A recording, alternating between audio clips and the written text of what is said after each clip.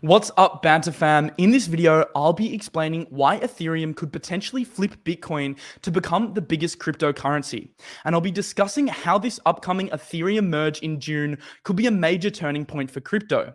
There are some massive changes coming to the Ethereum network this year, and I want to make sure you guys are ahead of the pack and that you can benefit from these changes. Let's get straight into the show. So there's been a major push up in the Ethereum price since this EthereumMerge narrative really did take hold here. Obviously, we did get more details from the Ethereum Foundation about this potential merge, and this has resulted in a major push up in the price. We saw Ethereum broke this long-term trend that has been hovering in for a while. So that was a positive sign for Ethereum and altcoin holders alike. But to understand the changes of Ethereum, we need to discuss what Ethereum is actually aiming to do. Basically, Ethereum, as you know, is a layer 1 blockchain which facilitates dApps, decentralized apps, to be built and operated. I like to think of Ethereum as the new internet. Just like the internet does and facilitates sites and applications built in a centralized way, the Ethereum network, like other L1s, facilitates applications being built in a decentralized way. So I like to think of Ethereum as the new internet. And its native token ETH is basically the gas powering the network. So Ethereum is the network, and then you've got the ETH token, which is the gas and utility token of the network, which powers the entire network. So when we talk about the growth of Ethereum, we are in a way talking about the growth of the ETH token because they are highly correlated. But Ethereum has some problems, and I want to go into those problems so we can really delve into why this merge is going to make such a big impact. The major problem with Ethereum is that right now it uses the proof of work model. Now, the problem with the proof of work model is that it is a lot slower and more expensive to create Ethereum. It means miners must validate transactions every time a transaction on the network takes place. And this has seen gas fees really skyrocket, as the proof of work model only facilitates a TPS, or transactions per second, of 13, whereas demand for the network has skyrocketed. And we can see the Ethereum transactions per day are over 1.2 million now, which is far outpacing the amount that this network can scale. So this major increase in transactions, combined with the out-of-date proof of work model, which works for Bitcoin as a store of value, but not so much something like Ethereum, has resulted in extremely high gas fees. And this is because this technology simply can't scale the same way that other blockchains might be able to scale. So with gas fees and transactions becoming so slow, the users started to complain. And this bred a new kind of era for crypto and a new era for DeFi, because a lot of people were complaining the gas fees were too high. I think transactions were over $200 to $300 last year. So a lot of these competitors came out, and we've seen multiple ETH competitors kind of come from the ashes here to do with these gas fees. And we saw Terra Luna come out and really take over the game at the moment. BSC obviously is a major chain people like to use for DeFi. Avalanche, Solana are some of our favorite projects here, were born out of these very slow transactions on Ethereum. And obviously Phantom as well is another blockchain which aims to solve these issues. So TVL on other chains has actually caught up significantly. Because Ethereum has been so plagued, we've seen the Ethereum total TVL across the entirety of DeFi decrease from 100% all the way down to 54%. So we have seen multiple other L1s now starting to steal market share. However, the Ethereum Foundation has been working for a long time to solve these issues. It has been a slow process, but we finally have an update on the Ethereum 2.0, which is now called the Ethereum Merge, which is going to aim to eradicate a lot of these issues.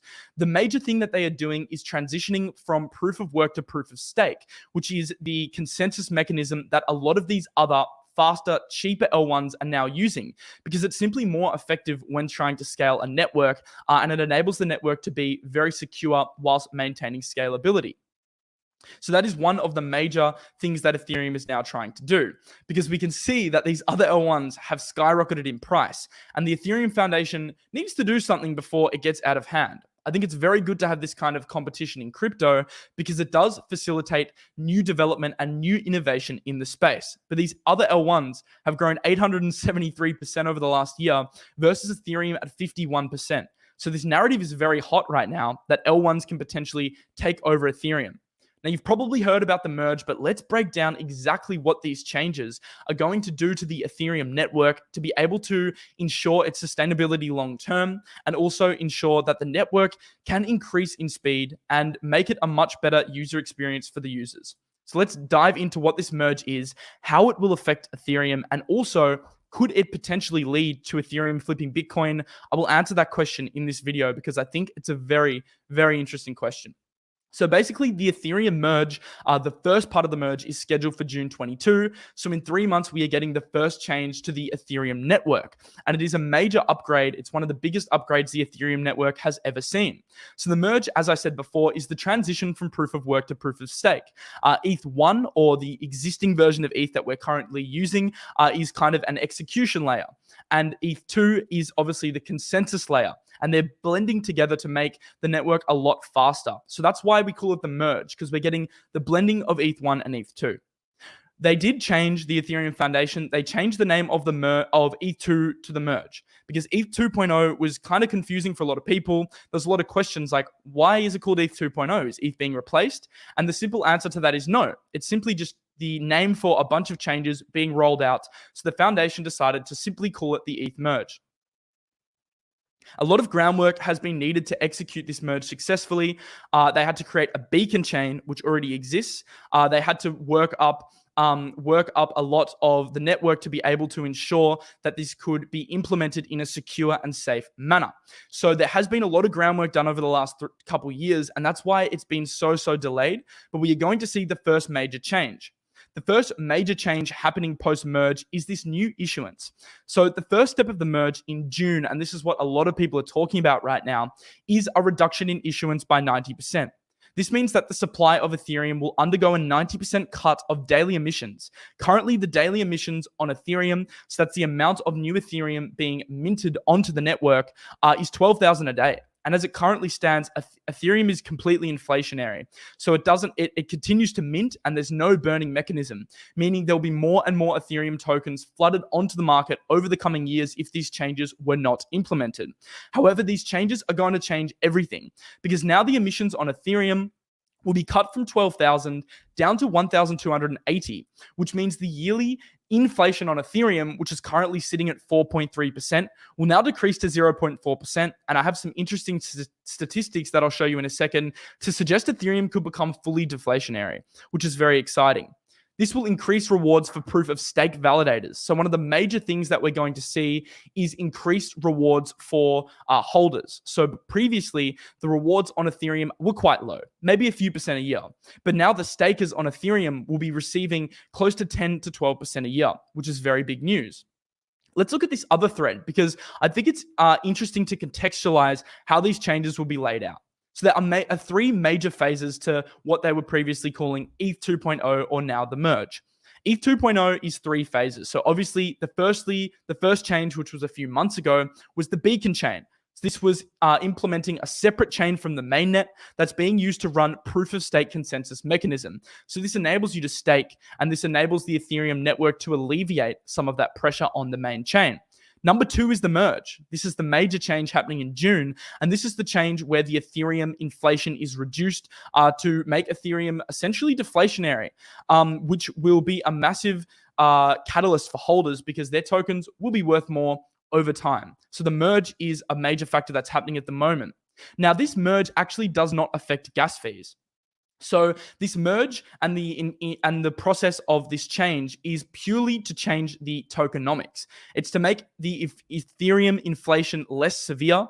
However, the major thing that people want to see is the network becoming faster and cheaper. And this major change will happen through sharding.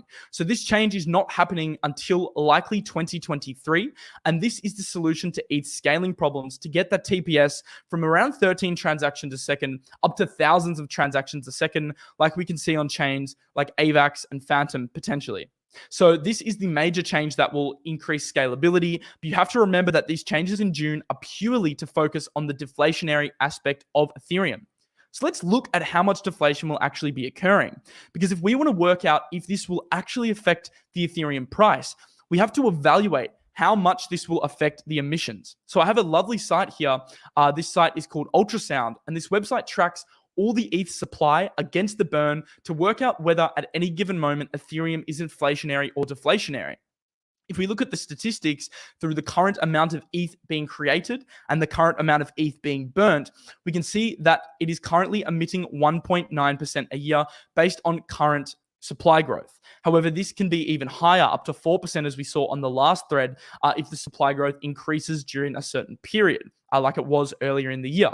However, after the merge, so after these changes are implemented in July, we are going to see, or June rather, we're going to see a deflation of 2.2% a year. Now, this may not happen straight away because this supply growth is being based on the entirety of data, so all the data we have in terms of the previous Ethereum supply. But based on our future projections, using this graph, we can come to a reasonable conclusion that Ethereum will be a deflationary asset. And this will mean that potentially the supply versus the amount of Ethereum that's being issued will equate to a minus 2.2% deflation for the Ethereum network. This is a major change. And obviously, the less Ethereum being supplied and the more Ethereum being burnt means that the Ethereum price will go up, as the demand can eventually outweigh the supply of Ethereum. So this is a major factor for Ethereum holders and holders of other cryptocurrencies alike, because Ethereum is becoming a lot more efficient. It will actually reduce Ethereum's energy usage by 99.95%. I think the environmental concerns of blockchain are very valid, and I think that we need to be looking towards blockchains in the future that have the environmental concerns at the very top of their mind, because obviously as we move into the future, institutional investors will want to invest in blockchains where the technology is safe and palatable for their stakeholders. If you're investing in a company like Apple, you want to have assurance that Apple is doing the best thing by the environment as environmental issues become a greater concern. So I do think that Ethereum dropping their energy usage, we can see that proof of stake brings them at the energy usage of a screw, much, much below the energy usage of a building like the Burj Khalifa. This means that Ethereum is now basically energy friendly. Now, it will be a process to get to this level, but I think in terms of institutional adoption, this is a major factor, because the energy consumption is a major factor of crypto. Now, we do have to look at the amount you can earn off the staking as well, because now that Ethereum is launching this new proof of stake model, you'll be able to earn yield off the Ethereum staking. So we can see here that you will be able to earn 10% per 90 days staking under the new merge. Currently, the staking rewards are around 5%. So you'll be earning more than 10.2% per 90 days for staking Ethereum. And we can see that people are front running this narrative, because over 10.2 million Ethereum is now staked, which equals $30 billion. So we're seeing a lot of Ethereum being locked up. And combined with deflation, the amount of Ethereum that is going to be staked and locked up means that we could truly get a supply crunch from Ethereum. Now, obviously, this will take a long time to play out, but we can see this starting to take effect, because if the rewards are really over 10%, like our projections, we're going to see a lot of Ethereum being locked up. And that means less Ethereum on exchanges and less Ethereum on the open market to be purchased, which will lead to higher Ethereum prices eventually. So I think that is a major factor as well. But how does this affect other L1s? Because obviously, other L1s are going to be heavily affected by these changes, because if other L1s become less used, if this Ethereum network really advances, then we are going to see potentially an issue with layer 1s. So what do I think about layer 1s and the future of crypto? Because I'm getting a lot of questions. How does this Ethereum merge affect the other L1s? I think it certainly does increase competition. So I think it's a great thing overall for crypto and the crypto space as a whole, because it really forces these other L1s to be innovative with their technology. So that's the first thing. But I would remember that sharding will be an ongoing process, so it will not happen overnight. And these changes in June are purely deflationary. So the scalability issues that Ethereum still has will likely remain in place for the next couple of years, at least until 2024, in my opinion. So these other L1s in the meantime, over the next 2 years, now have a chance to grab market share. We've seen this over the past few years. Other L1s have been grabbing the market share of Ethereum, but this trend could continue over time, as the next few years will be absolutely pivotal for blockchains like Luna, AVAX, Solana, and Phantom. So they have a chance to grab market share now, while Ethereum is still sorting out its issues. The other thing I want to say is that even after these Ethereum issues are eradicated, it's not going to solve everything. Because think about it logically. If Ethereum is super cheap now and the gas fees go down to 10 cents, then more people will be incentivized to come onto the network. But once this happens, then there'll be more transactions. So even the previous scaling attempts will need further scaling. So it will take ongoing scaling as more users are onboarded into crypto. And it's one of the major reasons why I think the future is multi-chain, because with the amount of users that are going to be coming into crypto, you need L1 power. You need these other chains like AVAX, Phantom, and Solana to be able to provide support to Ethereum. Because even after sharding, the network is still going to face a lot of congestion as the transactions increase. So that is one of the major reasons why I am still bullish on the alts. I think they have a real chance here over the next few years to gain market share. But at the same time, this merge is really raising the competition. But I think this is only good for crypto as a whole because it will increase competition and it will also make the overall networks more secure and more innovative. But could Ethereum flip Bitcoin? And this is the major question that I now want to use this data to answer, because potentially Ethereum with these changes, if it is really truly deflationary, then could we see the price of Ethereum flipping Bitcoin one day? Let's attempt to answer this question. So the quick summary of these changes are a 90% issuance in ETH reduction, 99% network operating cost reduction, which increases its environmental sustainability, and also a massive staking yield increase from 5% to over 10 to 12%. Significantly lowered execution risk as well, so the network becomes more secure. Are these changes enough to truly make Ethereum flip Bitcoin? Well, if it can become deflationary, this is my logic here. If the supply of ETH does end up burning at a negative 2.2% a year, we can see there potentially being a supply shock for the ETH token. However, we know that Bitcoin is basically fully minted. We know that out of the 21 million, 19 million Bitcoin are already on the market right now, or already in circulation right now. So Ethereum is fighting against a project with fairly good tokenomics because Bitcoin can't inflate. So Ethereum really does need to be deflationary in order to compete with Bitcoin in terms of market cap. If it can get to minus 2.2% a year, I think it has a real shot. But this also relies on the Ethereum transactions increasing. So if we do see an increase in transactions, that could potentially be positive for the network. Cheaper gas fees will lead to increased adoption though. And as the Ethereum gas becomes cheaper, as the network becomes faster, that means more people will be incentivized to use Ethereum and more people will start using the Ethereum network. So I do foresee that 1 million transactions at the moment is only the beginning for Ethereum. And I think if it truly is the internet of the future, like we believe that it is in the new decentralized world, then Ethereum could significantly onboard new users, which will lead to a massive increase in price. We can see the statistics here. There's almost a one-to-one relationship with the number of ETH wallets versus the price. So we have seen the number of ETH wallets increasing, but we're also seeing the price increase in a linear fashion to the new number of wallets. So if my theory about more people using the network due to the cheaper gas is correct, then the new number of wallets on Ethereum will increase alongside the price. So we could see a massive price increase on the back of that adoption.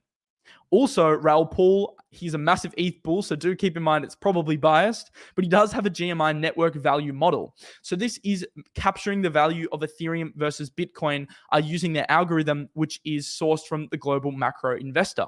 And they do value Ethereum as having more value in terms of these rebasements here. Bitcoin has been catching up, but they see ETH as a higher upside play. So they're not saying here that Ethereum is worth more than Bitcoin. It's clear as day that the Bitcoin market cap is more than Ethereum.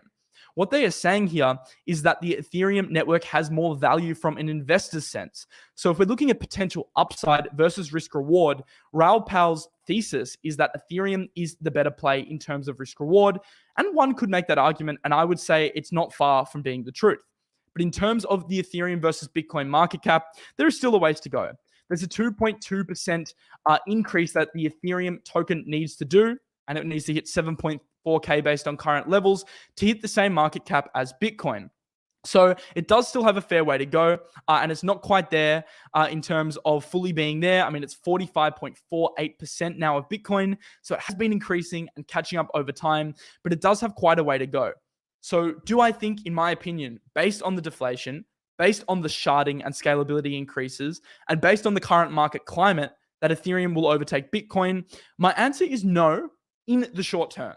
So I think that over the next 3 to 5 years, it would be extremely difficult for Ethereum to overtake Bitcoin because as institutions flood into crypto, they're going to look for the top dog. They're going to want to place their bets on Bitcoin over Ethereum for the time being because it has a very strong store of value narrative behind it. Ethereum is basically the new internet. If we look at an internet in the year 2000, in the years 2000 to 2004, it grew a lot. But look where we are now. It's 2022, and look how massive the internet's gotten over the last 10 years. So in my opinion, investing in Ethereum, as it's only a few years old, is like investing in the internet in 2004. Because the network hasn't had the time to get the same network effect as other platforms. So if we look at it from that perspective, a $450 billion cap, which is the current cap of Ethereum, is quite low compared to the potential scope for growth. But we are factoring in future growth here, which is very hard to quantify. So I will say that the Bitcoin network will stay more valuable than Ethereum for the time being. But long term, if we use the internet analogy, I think it's reasonable to assume that Ethereum could easily challenge Bitcoin, but I'm still very bullish on both coins as a whole and the entire space as a whole. And these L1s too have a very, very good place in your portfolio, because even if the merge succeeds, we're still going to need L1 computing power. I hope you guys enjoyed the show. I think the ETH merge could be massive for crypto as a whole, and it's definitely one of the biggest catalysts in 2022 following Do Kwon's Bitcoin buys. I hope you guys enjoyed this video, and definitely have your eye on what happens to the Ethereum network here. And maybe, just maybe, not financial advice, consider picking up some Ethereum for 2022.